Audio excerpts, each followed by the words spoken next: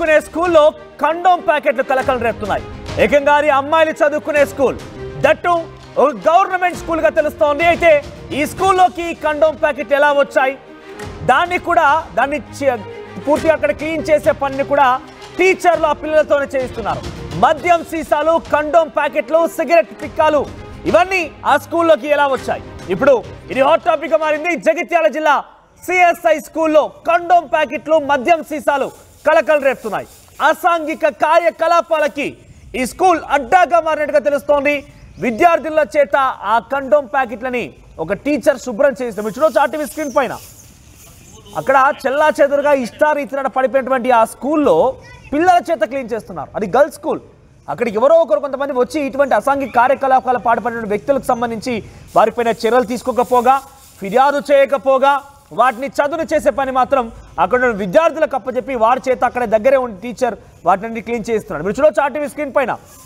మద్యం సీసాలు, కండోమ్ ప్యాకెట్లు ఇలా స్కూల్లోకి ఎలా వచ్చాయి అంటే ఆ గర్ల్స్ స్కూల్లోకి రాత్రి ఏదో అసాంఘిక కార్యకలాపాలకు అడ్డాగా మారింది. ఇది పక్కగా వారి దృష్టిలో ఉందా, నిజంగా అటువంటిదైనా జరిగి అటువంటి దృష్టికి వస్తే డెఫినెట్గా పోలీసులకు కంప్లైంట్ ఇవ్వాల్సింది, ఉన్నతాధికారులకు కంప్లైంట్ ఇవ్వాల్సింది. కానీ ఏది చేయకుండా పిల్లలతోనే అది చదువు చేయించడం, క్లీన్ చేయించడం హాట్ టాపిక్ గా మారింది. ఈ ఘటన జగిత్యాల జిల్లాలో చోటు చేసుకుంది. జగిత్యాల జిల్లాలోని సిఎస్ఐ స్కూల్లో ఈ ఘటన చోటు చేసుకుంది. పక్కనే టీచర్ నిల్చొని మరి వారి చేత అక్కడ చదువుకున్న పిల్లల చేత ఒక్కొక్కరికి ఒక్కో చీపురు కర్ర ఇచ్చి వాటిని క్లీన్ చేయించే పని చేపట్టాడు.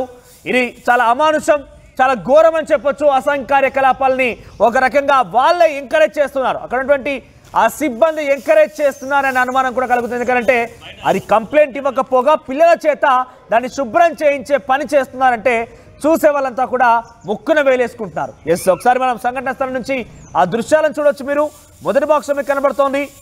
వాటన్ని కూడా మీరు అంతా చదువుకునే పిల్లలు అంతా కూడా అంతా కూడా మీకు మాస్క్ వేసాం. ఎందుకంటే పిల్లలకు సంబంధించి ఎగ్జిబిట్ చేయకూడదు కాబట్టి, వారి ఫేసెస్ మీకు చూపించకూడదు కాబట్టి అవంతా కూడా మాస్క్ వేసాము. సో అక్కడ ఆ పిల్లలంతా కూడా తలా ఒక చీపిరి కర్ర పట్టుకొని అంతా కూడా చదును చేస్తున్నారు, క్లీన్ చేస్తున్నారు. మద్యం సీసాలని అక్కడ పడేసినటువంటి ఆ కండోమ్స్ని తొలగిస్తున్నారు.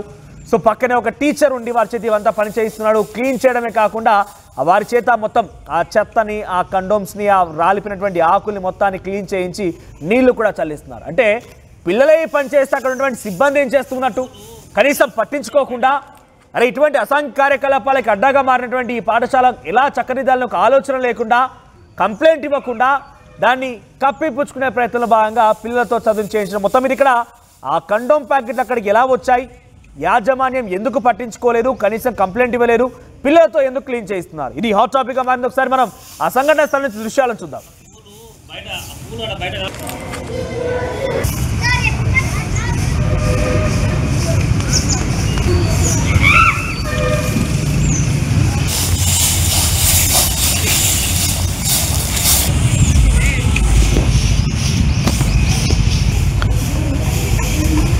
జగిత్యాల జిల్లా సిఎస్ఐ గర్ల్స్ స్కూల్లో కండోమ్లు కలకలం రేపుతున్నాయి.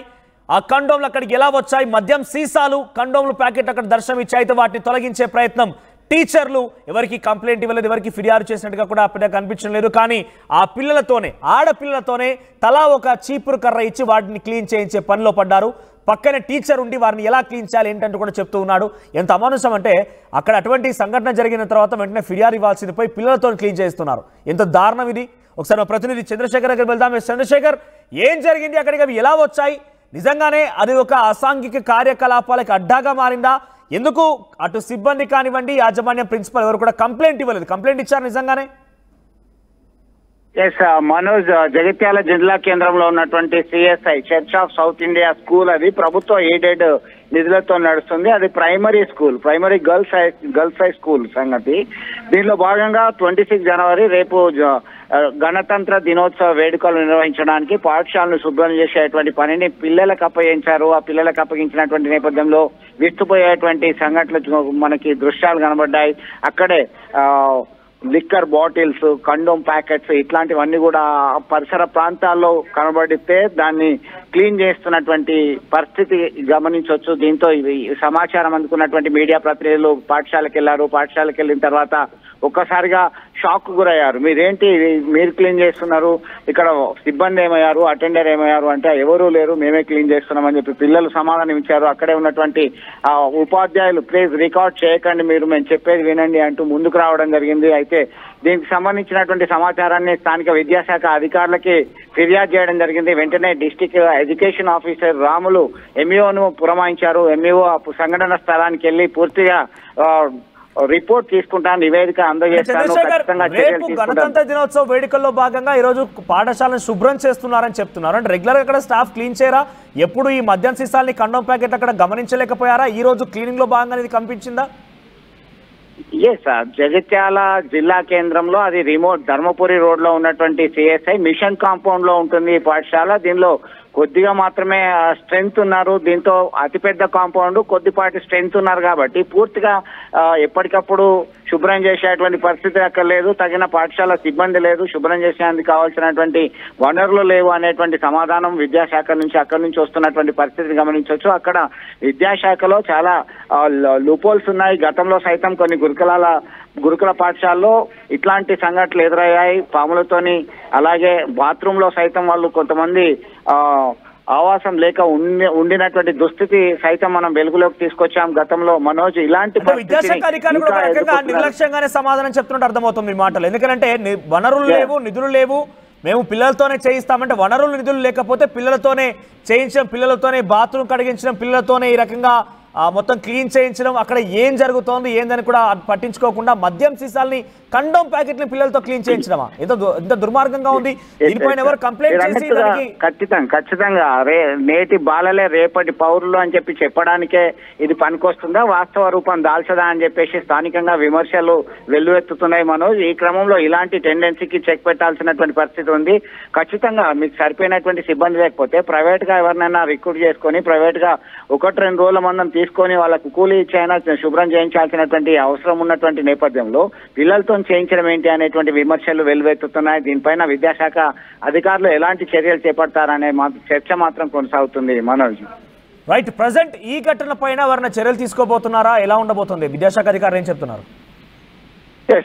డిఓ దృష్టికి వెళ్ళింది. సంఘటనకు సంబంధించినటువంటి సమాచారం ఈ ఫిర్యాదు చేయడం జరిగింది. దీంతో వెంటనే స్థానికంగా ఉన్నటువంటి మండల ఎడ్యుకేషన్ ఆఫీసర్ని పంపించారు.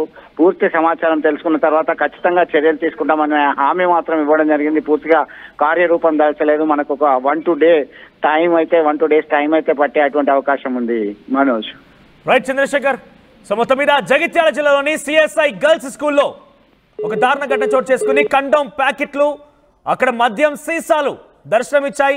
రేపు రిపబ్లిక్ డే సందర్భంగా ఈరోజు మొత్తం స్కూల్ని క్లీన్ చేయిస్తున్నామని చెప్పి టీచర్లు చెప్తున్నారు. కానీ అక్కడ ఆ కండోమ్ ప్యాకెట్లు, మద్యం సీసాలని ఏకంగా పిల్లలతోనే క్లీన్ చేయించడం, అది కూడా ఆడపిల్లలతో ఒక్కొక్కరికి ఒక్కొక్క చీపురు కర్ర ఇచ్చి వారితో క్లీన్ చేయించడం అనేది కొన్ని దారుణ పరిస్థితిగా నెలకొంది. ప్రజెంట్ ఈ విషయంపైన విద్యాశాఖ అధికారులు ఎలా రియాక్ట్ అవుతారో చూడాలి. మరి